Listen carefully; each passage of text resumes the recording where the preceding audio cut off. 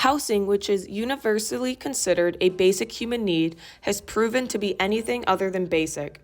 The complexities of housing have become especially apparent in observing the changing housing demographics in Detroit, Michigan. The history of housing in Detroit has been told through a variety of lenses. Some describe the evolution of Detroit's housing market as a series of rapid expansion and urban renewal movements, while others would describe these changes as implementations of racial segregation and displacement within Detroit and its surrounding areas. To understand how the housing in Detroit has gotten to where it is now, one must first consider the geographical history of Detroit. The city of Detroit's story begins in the 1700s, where it began as a modest French farming settlement, trading center, and military presence, with housing consisting of small wooden farmhouses, cottages, and barracks built close to the river, which at the time was the only reliable transportation route. For the first 100 years of Detroit's existence, it remained small-scale, with a population ceasing to exceed about 2,500 people. Until the Great Fire of 1805, Detroit had not contemplated undergoing substantial developmental growth. Following the destruction left by the Great Fire, territorial judge Augustus Woodward created a street plan modeled after Washington, D.C., that featured diagonal streets that radiated like the spokes of a wheel. The opening of the Erie Canal further led to the growth of Detroit in the 1830s. The Erie Canal was a major transportation line for all sorts of products like timber, agricultural goods, merchandise, manufactured goods, and more, in addition to populations from the east moving to the Detroit area. During the mid-19th century, and with a greater influence by the East Coast, the commercialization of downtown Detroit began to take place with the building of more substantial townhouses, some brick and stone. The implementation of railroads throughout Michigan in the 1830s worked to connect the dots of our scattered settlements in straight lines, allowing Detroiters to live and work in different places for the first time.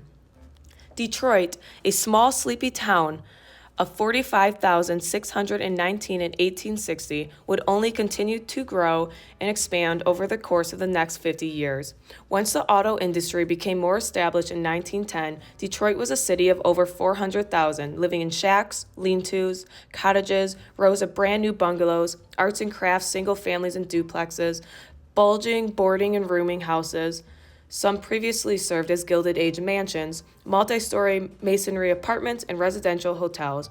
An extensive and growing streetcar and interurban system with the ability to travel by pedaled bikes and walking continued to work to bring the city closer in what had once been independent villages along the river.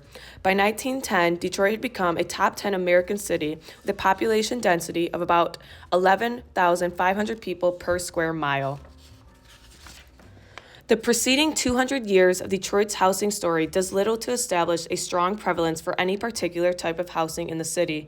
Detroit's expansion during that time relied on an infrastructure of proximity and walkability through the early years of the 20th century. The peak of Detroit's development became especially apparent between 1910 and 1930, when a new idea began to grip the imaginations of the city's people: that everyone should aspire to own, not rent, their home, and that each home be separate from its neighbor. Detroit experienced an explosion of growth in the years during and after World War II, with the single-family detached house playing a predominant role, filling mile upon mile of subdivision. The expansion of Detroit was made possible due to a variety of factors, such as its flat buildable land in nearly every direction, a dramatic change in mortgage practices, and the evolution of transportation via cars and other means. Looking forward to the eviction crisis in Detroit. Through an in-depth analysis of the history of the housing market in Detroit and how it relates to the current needs of eviction proceedings in Detroit and its surrounding areas, this presentation will illuminate the shifting landscape of housing stability while examining the eviction trends before, during, and after the COVID-19 pandemic. According to a Michigan Poverty Solutions article, landlords file nearly 200,000 eviction cases, and around 40,000 Michigan households lose their home as a result of court-ordered evictions each year. Eviction has detrimental effects on not only individuals, but also on households and neighborhoods. Individuals who experience eviction are more likely to lose their jobs, experience increased rates of depression, and rate their health as fair or poor. Households who move as a result of eviction often move to poorer, higher crime neighborhoods and are more likely to experience problems with their new housing, like broken appliances, exposed wires, or lack of heat. Eviction cases that do not result in evictions are also harmful to tenants, as these filings can result in additional fees and costs to the tenant and leave records that make it more difficult for them to obtain future housing. These harmful consequences of evictions are felt most deeply by already disadvantaged groups. Under Michigan law, there's an expedited court process for evictions called a summary proceeding, enabling landlords to quickly bring eviction actions against tenants. Summary statutes were originally enacted to work as an alternative to landlord self-help practices by providing landlords a swift legal process for regaining possession of property. Tenants and their advocates have argued that summary procedures deny tenants, especially poor and unrepresented tenants, fair and meaningful opportunities to defend their rights in courts. In 2016, there were 6,664 evictions in Detroit, and in Wayne County as a whole, there were 59.3 thousand eviction filings made, which equals approximately 162 filings per day. In 2017, there were 57.7 thousand eviction filings made in Wayne County, or approximately 158 evictions filed per day. The number of evictions filings made each year continued on a downward trend in 2018, with 56.3 thousand eviction filings being made that year, or 154 eviction filings per day. During 2016 to 2018, there were no other statistics that showed a notable increase or decrease. In 2019, Governor Gretchen Whitmer signed Senate Bill 3 into law, which provided needed clarity and reassurance that individuals involved in evictions or restoring possessions are given the authority of the court and proper training. One of the primary concerns influencing the passing of this law was the concern about police officers making decisions about property rights on the fly in the heat of an eviction process. The issue presented by the original wording of the writs used for evictions is that it did not clearly state that only certain persons with the authority of the court and training in these situations should be able to execute an eviction and restore possession of the property to the landlord. Due to the fact that removing tenants and their personal property often results in heightened emotions, having professionals who are trained to handle these kinds of situations is essential.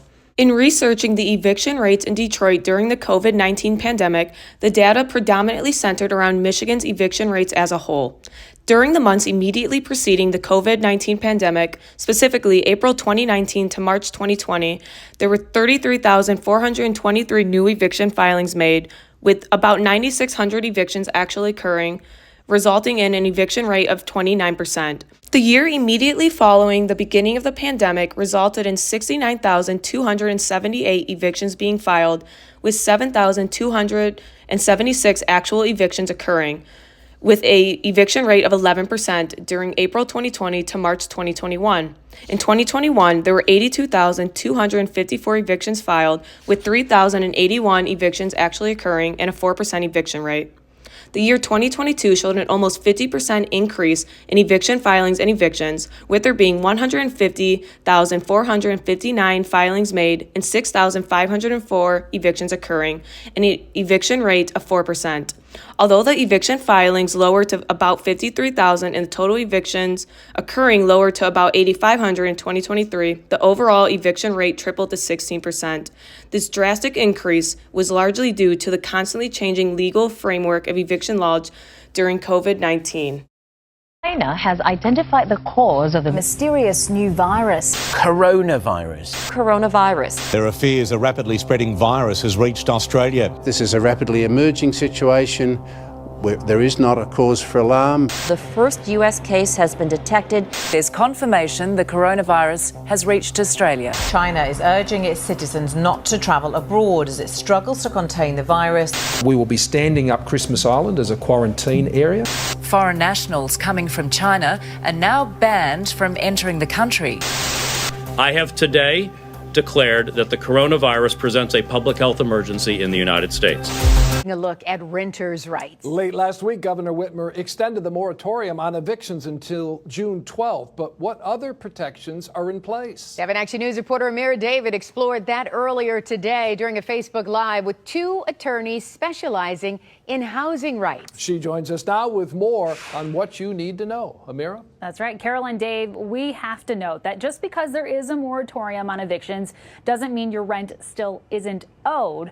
But paying rent, as we know, is difficult for many right now, especially for those who are unemployed. I spoke to one unemployed Shelby Township woman who says she already got a notice that she should pay up or get out. That fear of panic. What am I going to do? Just 7 days after Nicole's very first missed rent payment, this notice arrived to her apartment with these unnerving directions.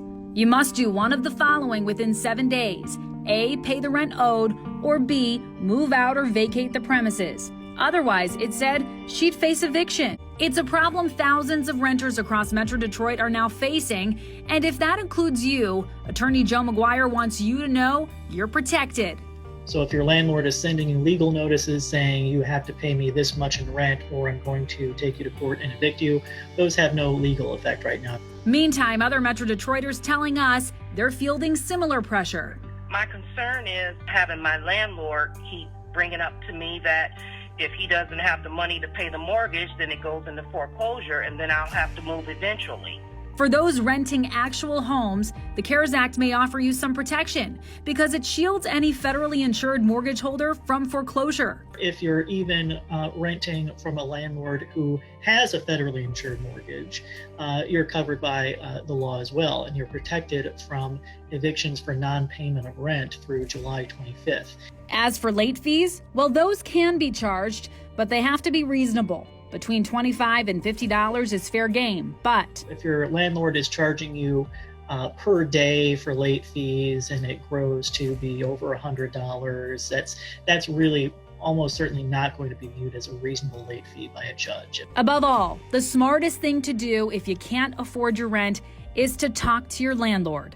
Maybe try to set up some kind of payment plan, or maybe you can't pay the full amount on the first of the month, but you can pay partial. You always want to at least try that as opposed to winding up, in eviction court. So here's the rebound rundown. Evictions or notices threatening eviction are illegal under the governor's current executive order. Tenants of landlords with federally backed mortgages are protected until July through the CARES Act. If you can't afford your rent, ask your landlord to consider a workable temporary solution. Also, it is illegal for property managers to forcibly remove tenants. Landlords can face heavy fines for trying to push tenants out the door and doing things like shutting off utilities and changing locks. So keep that in mind. New at 7, a movement underway to change the eviction process in the city of Detroit, being led by City Councilman Coleman Young Jr. Earlier today, I talked with him about a new proposed ordinance being reviewed and how it impacts both tenants and landlords. Are people being evicted unfairly in the city of Detroit quite regularly? I believe so. I've heard of some people being evicted for no causes. It's a topic many Detroiters have been vocal about for years, and it's now a focus of closer review by City Council. The issue, evictions and lease terminations without cause. Families and children being evicted personally for really no fault of their own. Councilman Coleman Young Jr. telling me 1/3 of all evictions during the pandemic were no cause, meaning renters who paid on time and had no issues still often found themselves forced to move. A new ordinance he's put forth seeking to end leases that allow the practice. Since the major COVID-19 pandemic protections have been rescinded, evictions in Detroit are on the rise. During the first 4 months of 2023, judges in Detroit's 36th District Court signed more than 1,800 eviction orders, which is a 136% jump compared with the same period last year. During the months of January through April 2023, there were approximately 7,300 eviction cases filed, the majority of which are for non-payment. In 2023, there were a total of 53,491 eviction filings made in Michigan, with 8,595 resulting in evictions, and that was a 16% eviction rate compared to the 5% eviction rate in 2020. Still, these totals are far below the pre-pandemic eviction cases. The increase in eviction filings and orders following the drop during the pandemic is likely because of the end of a statewide rent aid program and moratoriums on evictions. Ultimately, the surge in eviction filings in Detroit's 36th District Court, alongside the statewide increase in eviction filings, highlights the urgent need for sustained assistance in combating housing security in Detroit, especially in the post-pandemic period. This deep dive into the history of Detroit's legal framework on housing laws has revealed a multifaceted narrative of the expansion of Detroit, housing stability, and resilience.